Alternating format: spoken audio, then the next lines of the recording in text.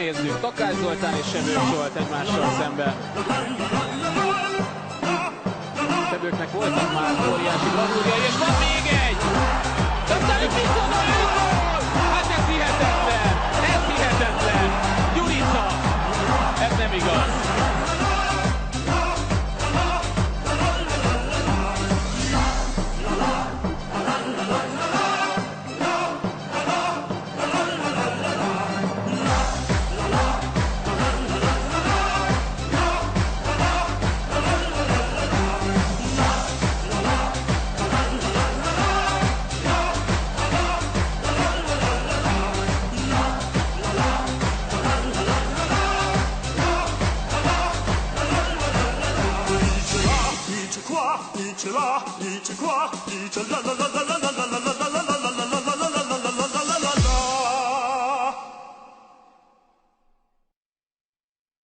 For anden gang scorede jo til 1-0. Og se om Hoffmann hugger den nu. Han er gået til den rigtige side begge gange indtil nu.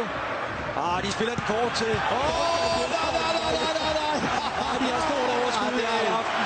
Brøndby, det er smart lavet det der, så altså Morten Duncan, der får lov til at indøve finte.